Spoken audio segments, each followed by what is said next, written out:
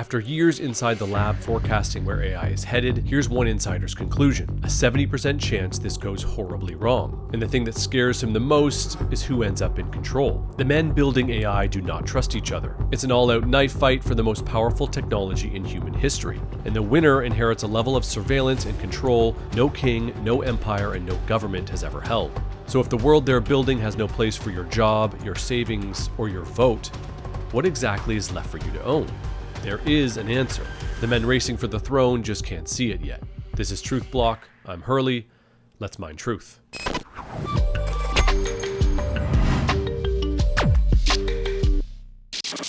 Real quick before we get into it, most of you watching are not subscribed. If you get value out of shows like this, hit subscribe to Simply Bitcoin. It's free and it helps support the peaceful Bitcoin revolution by putting our content on more feeds. Okay, first, a quick look at the board, because the old system spent the weekend shaking. The war is back on again. Iran declared the Strait of Hormuz closed until further notice, and ship crossings collapsed from 57 a day in late June to 3 in the last 24 hours. Then this morning, Trump declared America the guardian of the Hormuz Strait. Every ship that passes now pays the US 20% of its cargo, according to Trump. Markets got smoked at open this morning with 1.5 trillion wiped out in 10 hours. Korea is down almost 9%. Gold is down, silver is down, and Bitcoin is down just 2.5%, one of the steadiest things on the board. Strategy also announced another $450 million added to its dollar war chest. They now have $3 billion in cash sitting next to 843,775 Bitcoin. That covers more than 2 years of dividends and interest without touching a single coin. The death spiral crowd keeps waiting for a forced seller, and Saylor keeps buying more runway. And the ETF bleeding may finally be over. After 9 straight weeks of outflows, which is the longest ever, ETFs finally flipped positive last week. Meanwhile, the share of Bitcoin untouched for 10 years just hit an all-time high. Every coin that the tourists dumped in this bear market have landed in coins that never sell. In the depths of a bear market is when you never want to sell your Bitcoin. That's why the show is brought to you by Ledn. Ledn lets you borrow dollars against your Bitcoin, so when life sends you a bill in the middle of a crash, you can pay it without touching your stack. With Ledn, your collateral stays custodied the whole time. It never gets loaned out, and rates are posted up front. Ledn has done over $10 billion in loans across 8 years and never lost a single coin of customer Bitcoin. So before you ever touch that sell button, check out Ledn at learn.ledn.io/simply. So while the war grabbed headlines, SpaceX quietly hit a new all-time low, down 1.15 trillion in 17 trading sessions. And the hyperscalers have gone negative. The hyperscalers are the giant tech companies that run the internet's back end, like Amazon, Microsoft, Google, Meta, Oracle. They spent 15 years printing $250 billion a year in free cash flow. This year, that number goes negative for the first time on record, because they're pouring $725 billion into chips and data centers, racing to build AI. Now, we've covered what that race did to Bitcoin. The AI trade became the fastest horse on the track and pulled capital out of everything else, Bitcoin included. But today's question is harder. What is all that money actually buying? Well, Daniel Kokotallo can tell you. He was a forecaster inside OpenAI. When he quit in 2024, the exit paperwork demanded he never criticize the company or lose $2 million in equity, which was 80% of his family's net worth. He refused to sign, fully expecting to lose it all. OpenAI backed down after the story blew up. His 2021 AI predictions were accurate enough to catch the attention of Vice President J.D. Vance.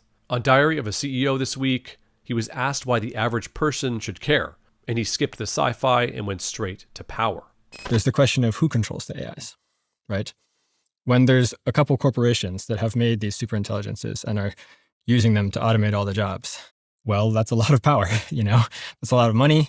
It's a lot of political power. They'll have the best strategists, the best advisors, they'll think faster. Militarily, the countries that has these AIs will be able to absolutely wipe the floor with all the other countries. The AIs themselves, it's kind of a single point of failure, like central control system where, the CEO of Anthropic, Dario, he coined this phrase, the country of geniuses in the data center.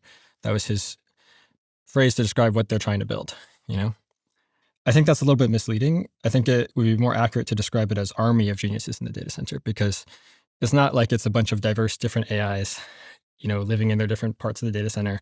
They're all copies of the same big model, and they're owned by the company. And so they all follow the orders given by the company, right? People should be asking questions of like, who controls this army or these armies, and what are they going to be doing with them? I think that we could very easily end up in a sort of a situation where some tiny group of people are essentially oligarchs or dictators. An army of geniuses in a data center, identical copies of one mind owned by one company, following one set of orders. That's a single point of failure. Now watch how much the men building those armies trust each other. In the Musk lawsuit against OpenAI, emails surfaced from the founders themselves back in 2017. It's true that the companies care a lot about making a lot of money, but especially at the very top of these companies, like the leaders, they understand that this is about more than just money. There are these emails that came up in the lawsuit between Musk and OpenAI. A bunch of emails were surfaced in that lawsuit, which you can go read. And in some of them, the founders of OpenAI were talking back in 2017 about how the reason why we made OpenAI was because we were worried that Demis Hassabis at Google was going to become dictator with AGI. Even back then, this is obviously about more than just money. These powerful CEOs are literally afraid that if the other guy gets there first, he might become dictator. And they don't trust each other. And so that's why they are racing as hard as they can so that they're the ones who get there first, so to speak. Have you met Sam Altman? Yeah. And did that shape your opinion of his incentives or why he's doing what he's doing? Because there's a lot, speculated about what his incentives are. I mean, his most recent narrative says for the good of humanity. I think that's what. Yeah, I think the main thing I've learned is don't pay attention to the narratives. What they say to one person is just different from what they can say to some other person at the same time. And what they say in public is a third thing entirely. I think you should judge people by their actions, not by their words. It's great advice. It's important to always judge people by their actions and not their words. In 2014, Musk called AI summoning the demon. He co-founded OpenAI as a safety counterweight to Google, then left, went quiet about the demon, and built his own AI company. In May, a jury ruled against him in his suit claiming OpenAI betrayed its mission. Musk is appealing, while his antitrust case against Apple and OpenAI sits in discovery. On Friday, Apple sued OpenAI over stolen hardware secrets, and Musk and Altman spent the weekend mocking each other on X. And the nations are running the same race. This morning, Trump urged the Senate to pass the Clarity Act, warning that China wants complete and total control of digital assets and AI. He said, quote, "Don't let China win on either subject." That's the president fusing the money race and the AI race into one. Everyone is terrified the other guy will become the dictator, so everyone races to pee him first. Kokotalo's verdict is sound. None of these people should be trusted with that much power. The entire AI safety debate is the world waking up in real time to the danger of centralized power. Welcome to the conversation. Bitcoiners have been here for 17 years. We've been watching the men at the top fight over the throne. Now look at what happens to everyone underneath it. When AI takes a job, what actually walks out the door? Most people would say a paycheck. Kokotalo says the paycheck is the small half. People losing their jobs, especially if it happens quickly like we see on this sort of graph here, is going to cause lots of problems in terms of civil unrest, social unrest, purpose, mental health, these kinds of things, theoretically. Yes. How do you think about that? It's going to be rough, and hopefully we can navigate that well. We think that at a high level, people need to have money, and also people need to have power. And I think these are somewhat different things. It's why are jobs important? Well, there's a lot of reasons why jobs are important, but I think the main ones are, it's how people get money so they can survive and get the things that they want by buying the things that they want. So if people are going to be losing their jobs, you need some other way of people getting money. And then there's also the power thing, which is that right now, people have political power in part due to their economic power. People can threaten to go on strike, for example, or, countries that are ruled by dictators can't just completely, genocide an entire subpopulation, or they can, but it's costly for them to do so because then they'll have less money because that subpopulation is contributing to their economy and contributing tax revenue and so forth. But if you end up in a world where actually nobody's contributing tax revenue except for the AI companies and the robot companies, then the government, are less incentivized to care about what, the common people think. So when people lose their jobs, they're not just threatened with loss of income, they're also threatened with loss of political power. And so we think that it's important to do things to push against that. What does that look like? How do people have power in such a world? Well, in democracies, at least, they still have votes. Okay. So I think that it's very important for there to be regulations on the use of AI that help make the public discourse more sane and more actually giving the people what is in their interest and what they want, and avoiding a sort of opposite outcome where, the masses are easily manipulated by AI-powered media, for example. Lose the job and the paycheck is half the loss. The other half is leverage. When the only taxpayers left are AI companies, governments stop needing your opinion. And notice his best case fix: a citizen's dividend. Shares in a government agency that sells permits to the AI companies, starting around $25,000 a year and growing, in his model, to $10 million per person per year. That's your side of the future, mailed to you by the state. Abundance with a permission slip attached to it. Put a layer between people and the real thing, and whoever owns the layer owns the people. And notice the word doing all the work in every version of this future: abundance. It's the sales pitch of the entire AI project. Elon promises it, Altman promises it, and nobody promising it ever finishes the sentence. Kokotalo finishes it in 25 seconds. Elon talks about this age of abundance we're heading towards. Age of abundance. There'll definitely be abundance. The question is, who controls the abundance and what do they do with it, right? Are the AIs controlled by anyone or are they doing their own thing? And then if they are controlled by people, who controls them and what do they do? And what's the sort of like political structure governing how they make those decisions? There will be abundance. The question is who controls it, and no engineer can answer that because it's a question about money. Strangely enough, Elon Musk has been answering it for years. He said several times that he doubts money as we know it today survives the far future, that energy is the real currency underneath it all. This week he added matter to the equation in an exchange on X with Jeff Bezos. He said, quote, "The economy will be measured in energy and mass at that point, not dollars. Energy and mass are two scarcities straight out of Einstein's equation. The richest man alive keeps arriving at the same destination, and the dollar isn't in it. Meanwhile, the dollar's shares of global reserves just hit its lowest level this century." I love how Joe Burnett closed the loop in a single reply. E equals MC squared connects energy and matter. Bitcoin measures the wealth humanity creates by using them. Money tied to physics is what gold gave us for 5,000 years. Real matter, pulled from the earth with real energy and work. Bitcoin carries that tie into the digital age. Every coin costs energy to mine, and every block is work you can verify. And it moves at the speed of light. If the future is measured in energy and mass, one money is already fluent in that language. Everyone wants to own the future.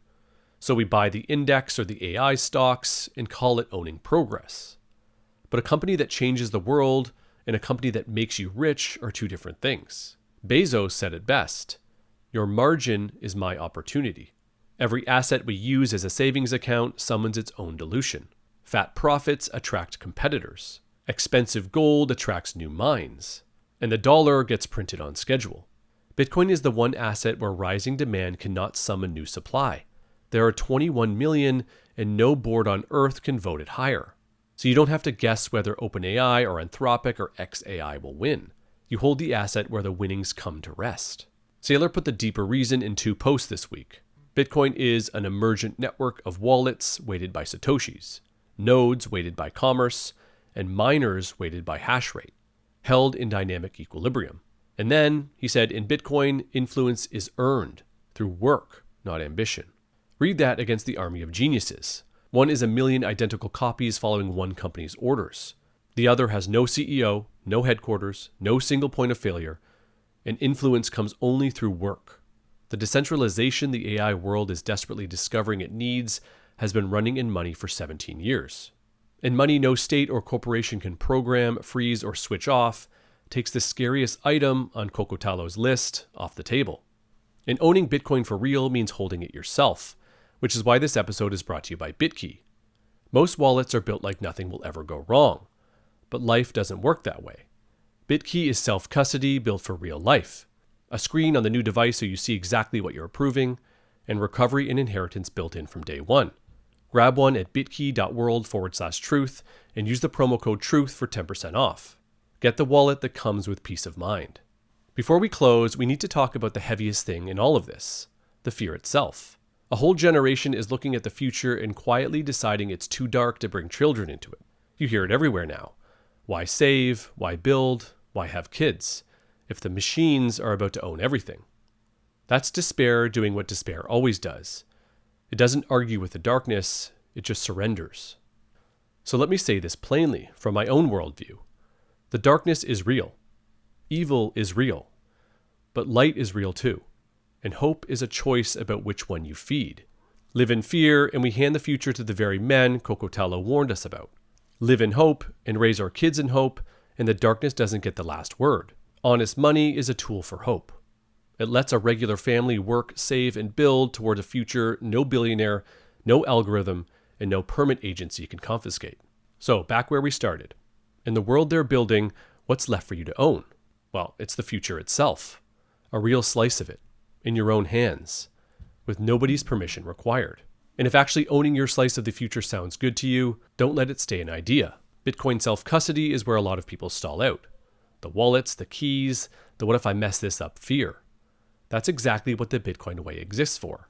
The Bitcoin way is real people working with you one-on-one, walking you through self-custody, security, privacy, and an inheritance plan so your kids inherit the future you're building for them. No lectures, no jargon, no question too basic. Book your free 30-minute consultation at thebitcoinway.com/Hurley. Let me know in the comments what scares you more, the AI itself or the men fighting to control it. And if you have kids, how are you answering the fear? If this one hit home, please like the video, share it with someone who's anxious about the AI future, and subscribe to Simply Bitcoin for more hope. Thanks for watching, and I'll catch you on Thursday.